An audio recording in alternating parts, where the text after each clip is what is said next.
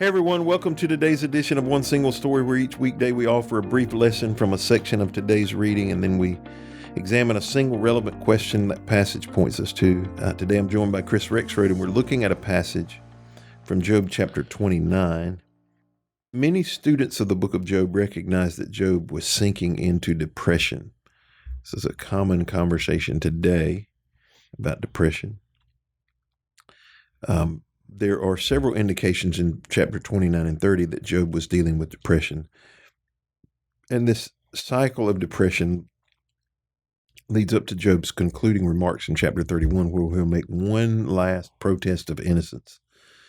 And one last time he will state if he could get an audience with God, he would be vindicated as a righteous man. But it's important, again, for us to note we are dealing with Hebrew poetry. And as we read Job's description of his past life and how wonderful it was, and his descriptions of his current condition and how terrible it was, we have to be aware that we're reading figurative language. So some things he says would be perceived as extremely arrogant if we took them literally.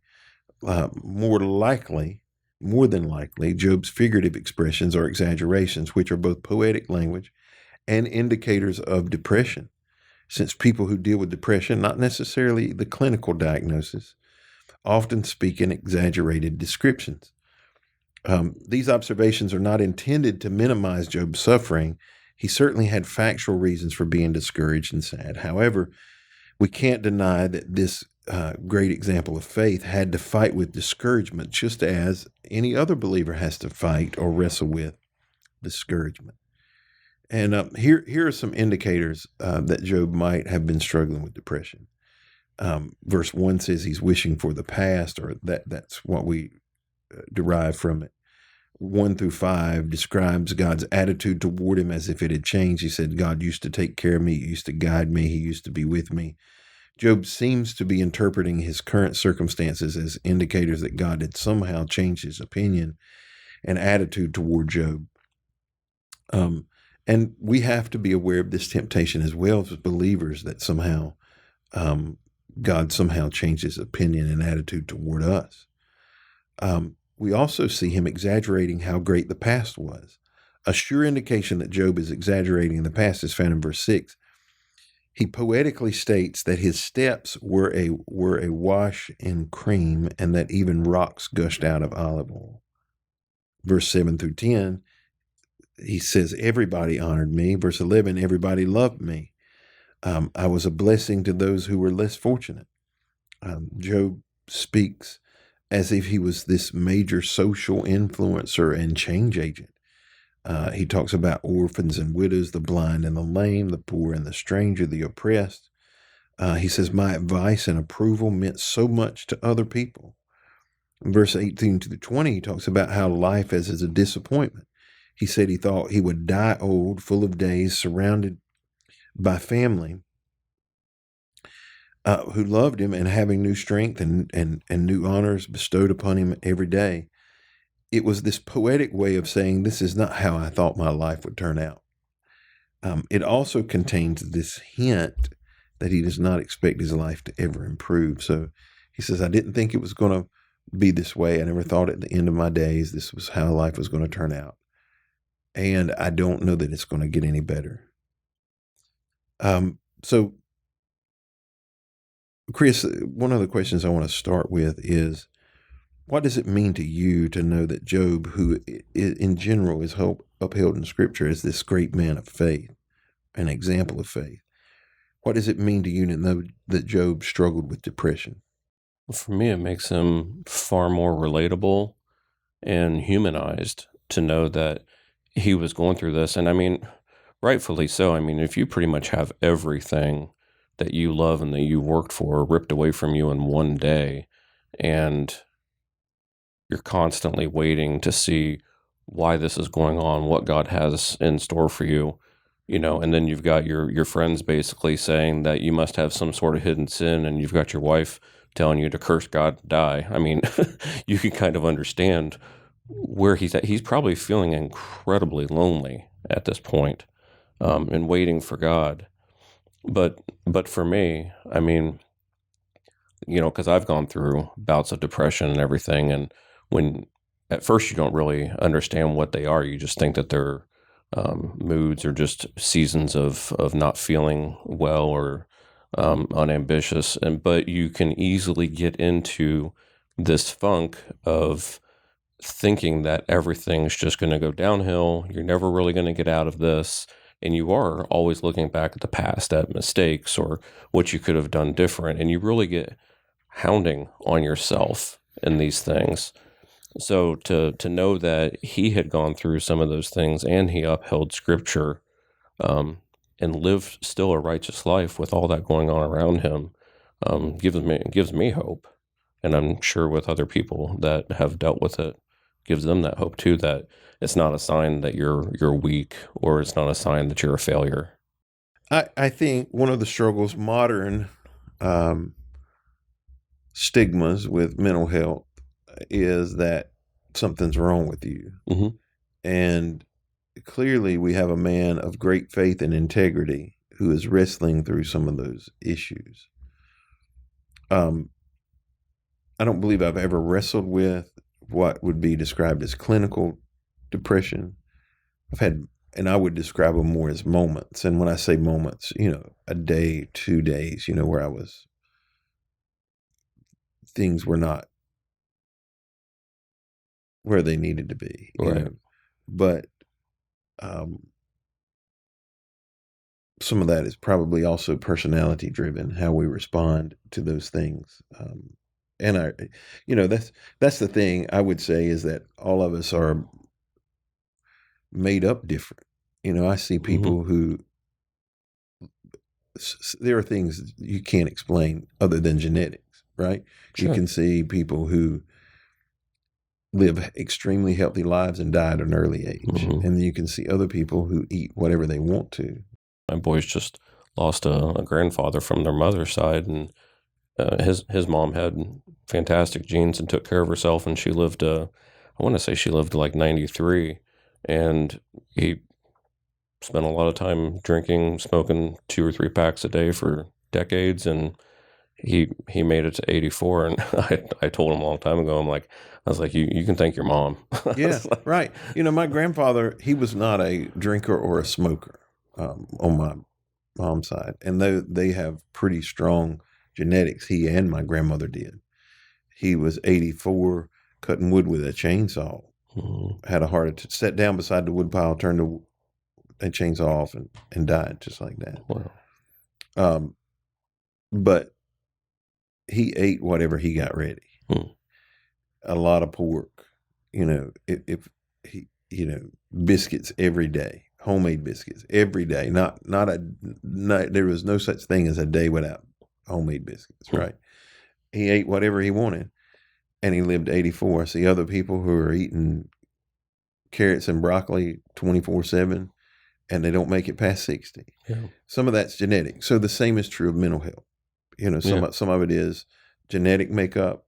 Some of it is surroundings, all of those things. So when I speak of certain things and my limited um, capacity, most of it comes from reading, not experience, right? hmm, And my limited capacity will also dictate at times that I say things that are unwise or unhealthy, like just shake this off, right? hmm, Get up and do something. Now, are there some basic things we could do? The answer to that is yes. oh yeah, The three top things you can do for your mental health in general is eat right, sleep right, exercise. hmm, Period. yeah, Right.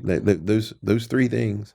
If you just change those three things, your mental health is going to improve. Whether it fixes what is necessarily going on um, completely is a different story, but it's right, going to improve. yeah, Exercise, sleep, you know, intake.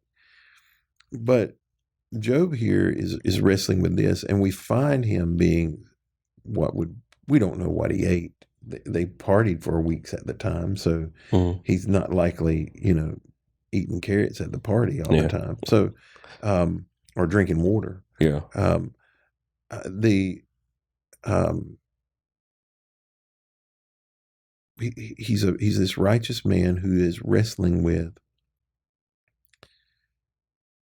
a situation that he can't explain, don't understand, that sometimes can spiral out of control. I find myself at times, the place where I see myself, where I can relate, is something happens and I begin to rehash it in my mind,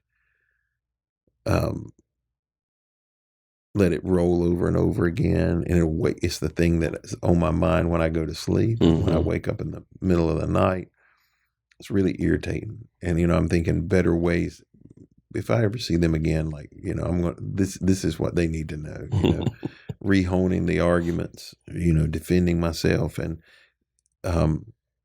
I can see a lot of Job doing those things. After a while, he gets kind of to the end of his rope, and you see him. You do see him over when we're in bad times. We do over exaggerate. Oh yeah, the good times. Yeah, right. Why do you think that is? It's definitely an emotional response to not being happy with your current circumstances, wishing for what was better or what we're making it up to be even better than it was. And, just like I said, you're frustrated. It might even be scared, of what's going on. He's still waiting on God to respond to him on why he's going through this. I think it's just a natural emotional response that we have to find ways to discipline ourselves. What are some ways we could keep from doing that? Definitely having somebody in your life that you can, this is what I give advice to my boys on, is to have healthy, wise people that you can talk to, that you give them permission to speak into your life. So if you get to a point where you're frustrated and you're going to make a bad choice, that you allow them to speak into your life, that you're going through something to where you can vent, you can confess anything to them, and they'll basically absorb it and help you walk through those things.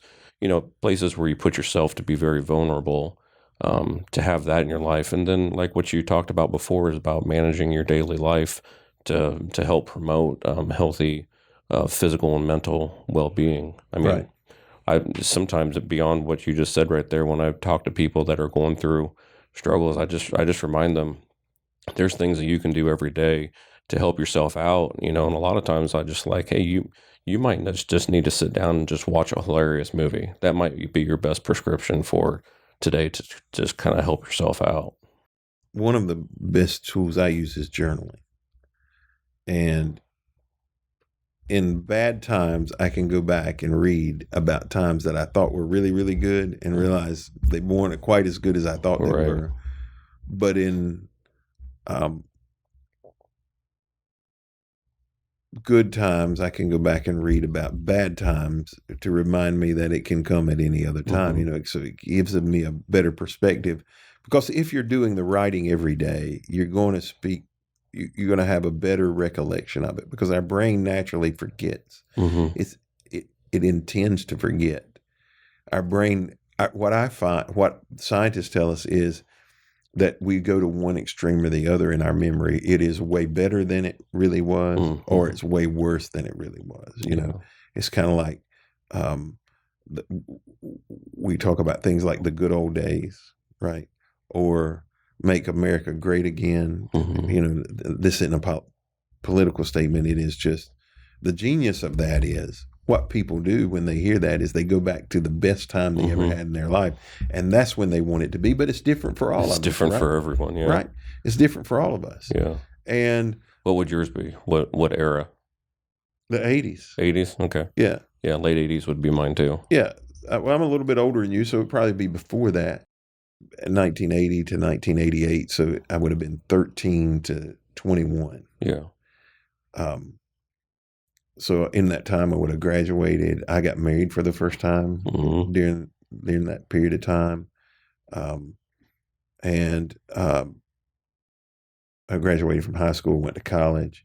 Ronald Reagan was president, which was, in my opinion, like one of the great eras of my life. But there would be other people who would point to something completely different. Yeah. Right? If you're a little bit older, you might point to the 60s to some of the civil rights acts, the 60s and 70s, where they got passed, and if you're a minority, you got more rights. So that might be when you look back to, so everybody has a different view of what was good, mainly because we've made something way better than it really was. Now, what I would say is, people say, would you want to go back to high school? I would not want to be in high school today. Yeah. I would want to go back to the 80s and be in high school. Yeah. I would also like to know what I know right now and go back. Yeah. But do I want to go back now? Because I do not see these as good times to be in school. No. Right. For me, I don't see that. I mean, I can see having a cell phone and a camera in this world. Like, God only knows what kind of trouble I would have gotten in. Yeah. And so I think we over exaggerate the past. As a matter of fact, there's a saying. Yeah, we over exaggerate the past, we overestimate the future, and we undervalue today. We think it's going to be way better than it probably is in the future. We remember the past way better than it really was, and we don't realize the difference that we can make today in what's happening. So and if you don't get the today, you won't have the future. That's right. Well, thank you for joining us today on this edition of One Single Story. We hope you'll be back with us next week as we continue our conversation around our daily Bible reading.